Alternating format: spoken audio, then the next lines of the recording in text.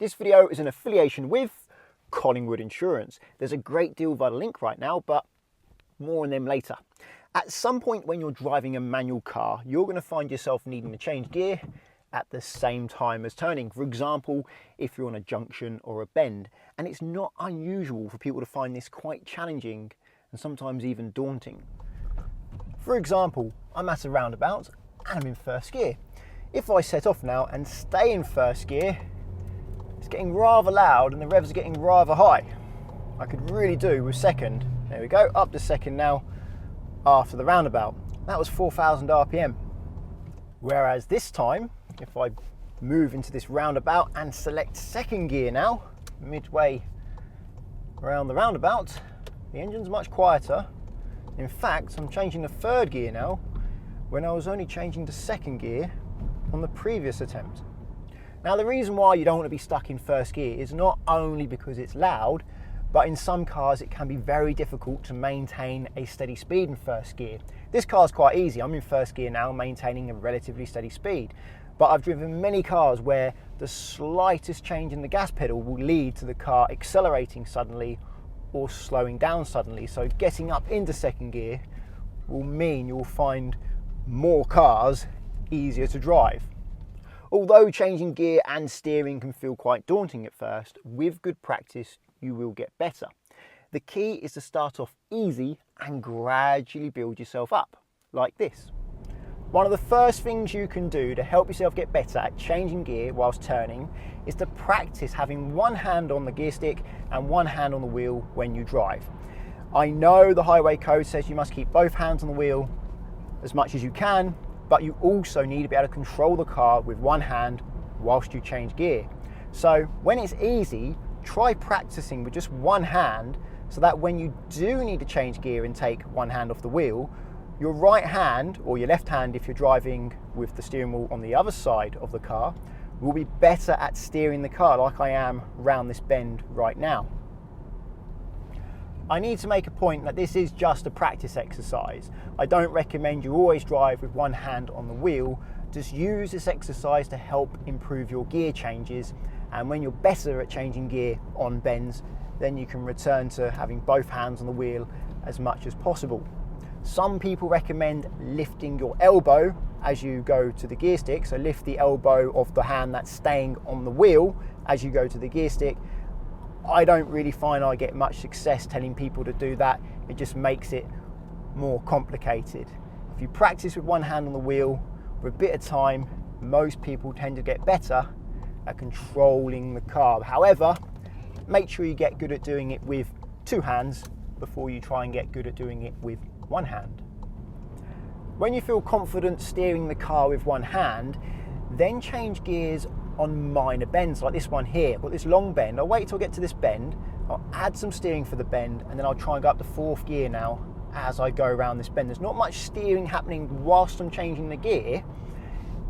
I'm holding the wheel steady. Like this bend here, I'm going to put some steering on to go around this bend, a bit more there, and now I'm holding the steering wheel steady. I'll change up into fifth. That's the key. Do it on gentle bends at first, add the steering. When you feel you're holding the steering steady, then try and change the gear. And as you get better, try to attempt more challenging bends like these two here. I'm going to try and go up to third gear now on this bend. Bits more of a narrow road here and a bit more of a tighter bend.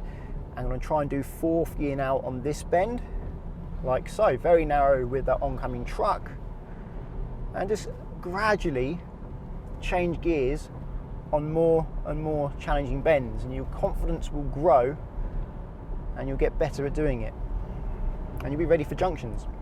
And when you feel confident going around bends and changing gear at the same time, then it's time to try junctions. I recommend trying quiet, medium-sized roundabouts at first. Small roundabouts may sound less daunting, but they're typically harder to get the steering right because you have a lot more steering to do a lot sooner. And what you're going to do is you're not actually going to steer the wheel at the same time as changing gear. You're going to pull out into the roundabout in a straight line at first, get into second gear, and then by the time you've done that, you should be ready for the bend. Let me show you. I'll show you that now.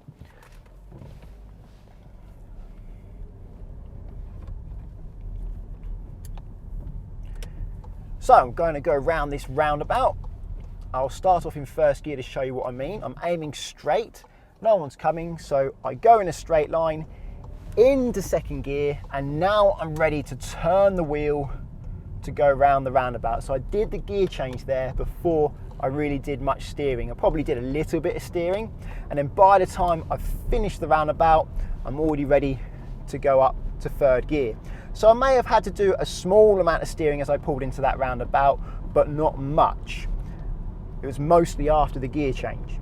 You can see there I didn't have much time to change from first to second gear before I had to steer for the roundabout, which is why it's important to do this when you have a bit of experience changing gears, or you may lose your position and possibly scare yourself a bit. Once you're comfortable doing that, then you can move on to the next step, which is changing gears on smaller junctions or mini roundabouts. When you do this, a top tip would be to put your hand in a good starting position for the turn. For example, if you're going to turn right, you want your hand at the top of the wheel so you have more travel.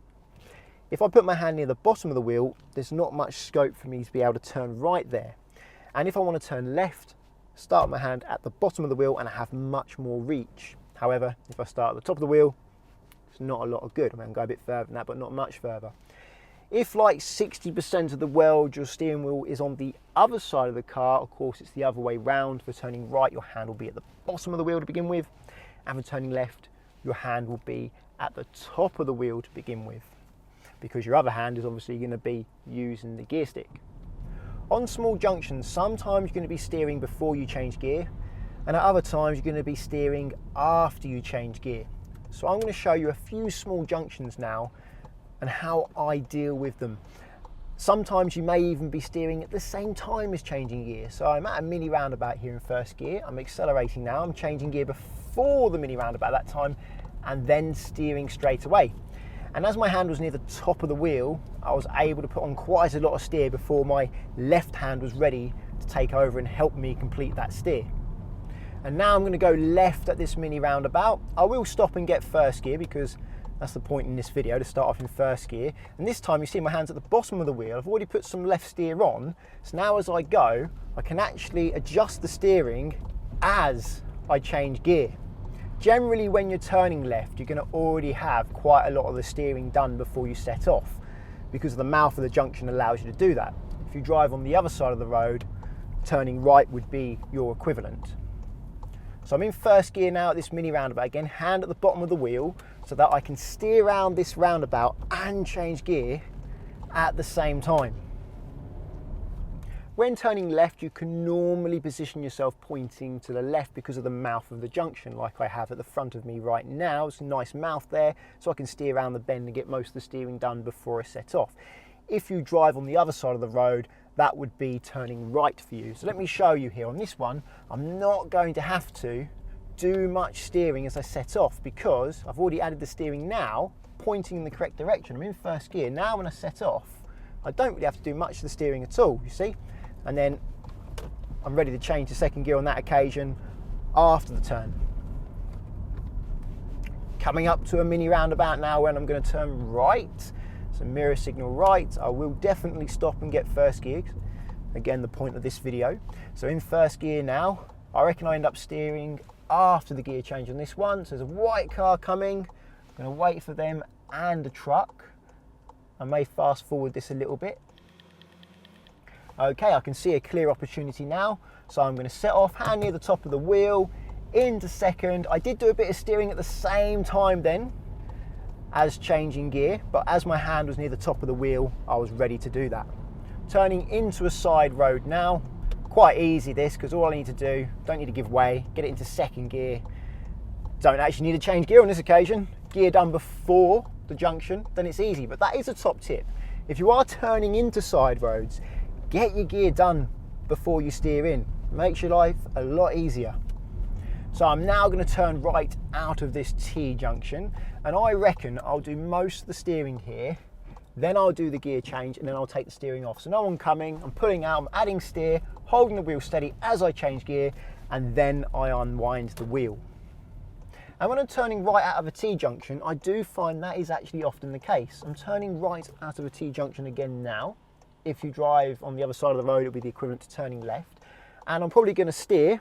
And as the car goes out of the junction after I finish my steering, I'll do the gear change, and by the time I finish the gear change, I'll be ready to unwind the wheel and straighten up once I get an opportunity. I'm hoping there's an opportunity after this black Vauxhall Corsa, which looks like there is. So now I'll go, add the steer, add enough steer there, so change the gear and then unwind the steering. Of course, if you're not comfortable turning and changing gear at the same time, do your steering first. Steering is much more important. For example, here into first gear, and I'm going to pull out of here in first gear and leave it in first gear. It does work. It's not ideal, but it's safer than ruining your steering. So I'm going to do it now. So he's indicating the turn in, steering round the mini roundabout, still in first, straightening up, and then doing the gear change afterwards. Of course, you want to be able to change gear whilst you're doing junctions. You don't want to wait until after the junction, but at first, that is how you're going to do it. You're going to be doing the junction in first gear and changing gear afterwards. As you build up your skill, you'll then combine them together. You'll certainly want to be combining them together by the time you do your driving test, at least in the UK.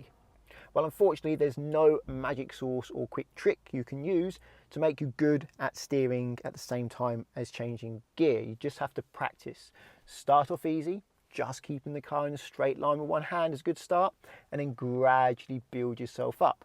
And understand that you rarely actually do major steering inputs at the same time as moving the gear stick. Most of the time, you do the steering first, then change gear, or you will change gear first and then do the steering. There are occasions where you do small steering inputs as you change gear, but very rarely do you do a very large steering input at the same time as changing gear.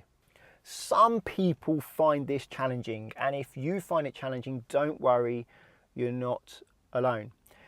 Something I don't like about my job, and I've been doing it 12 years, is the constant comparison between how long it takes different people to learn or do something. Oh, I learned that in this many hours. Quite often when you talk to someone and you say that you're a driving instructor, one of the first things they tell me if they learn quite quickly is how many hours they took to learn to drive and that they passed first time.